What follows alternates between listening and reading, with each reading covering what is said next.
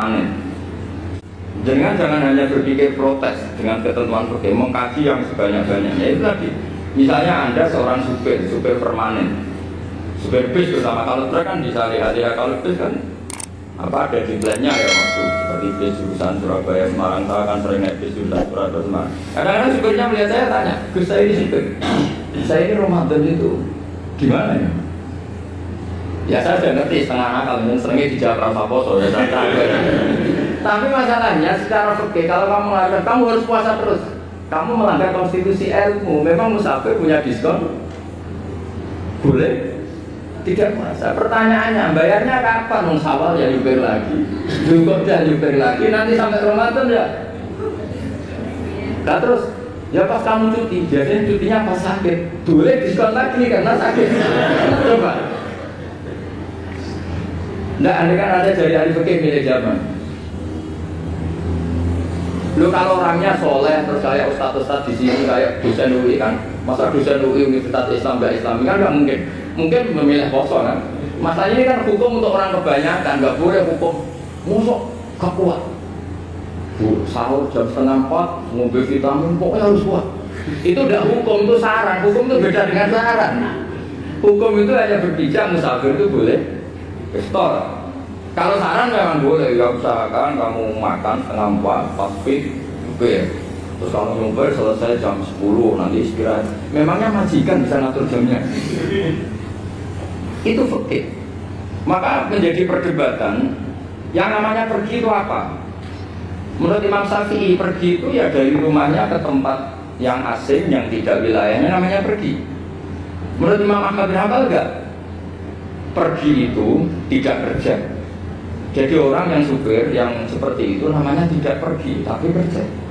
Tanyakan ke publik, misalnya jenengan ke UI, istri kamu atau suami kamu ditanya, istri kamu kemana? Kira-kira jawabnya bilang pergi jalan-jalan atau bilang kerja? Kerja. Makanya kata Imam Ahmad bin Hanbal, mudi mustafar atau orang yang berprofesi, yang profesinya memang harus pergi, kayak traveling atau supir, maka itu namanya tidak pergi, namanya itu kerja. Karena apa? Sekali distatuskan pergi, maka ikut status yang dikatakan Allah dan Rasul dapat diskon, boleh tidak puasa. Maka terus kita debat tentang definisi. Nah definisi ini penting, karena yang menjadikan hukum rubah itu definisi. Misalnya gini mbak ini ngaji saya, statusnya kalau pakai status saya ajnabi, orang lain bapak ajnabi ya, maka hukumnya saya melihat bapak ini haram karena statusnya ajnabi melihat ajnabi ya, yang tidak mahram. Tapi kalau di fikih itu ada statusnya. Di antara lelaki boleh muwajahah sama perempuan adalah 1 untuk belajar, 2 untuk muamalah, 3 untuk kesaksian, 4 untuk pengobatan. Itu kan ada pengecualian. Sehingga statusnya sekarang bapak itu belajar, apa ini melihat Gusbah atau Gusbah itu mengajar itu statusnya bisa rubah ya.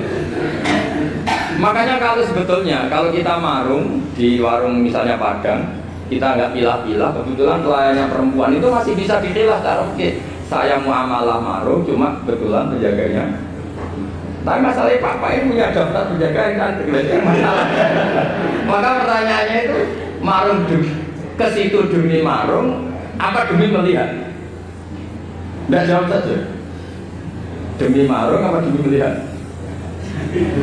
Kalau demi marung sebagainya, penjaga yang sangat-sangat juga banyak. Ayahnya kalau demi makan, penjaga yang cowok kan banyak. Kalau demi melihat, berarti yang dihitung kan niatnya. Berarti karena muamalah apa karena melihat? Melihat. Itu status. Jadi makanya kalau mudi mustafar itu namanya orang pergi atau orang kerja? Orang kerja. Maka menurut pikirannya Imam Ahmad bin Hanbal seperti itu harus puasa karena dia adalah pekerja bukan musafir.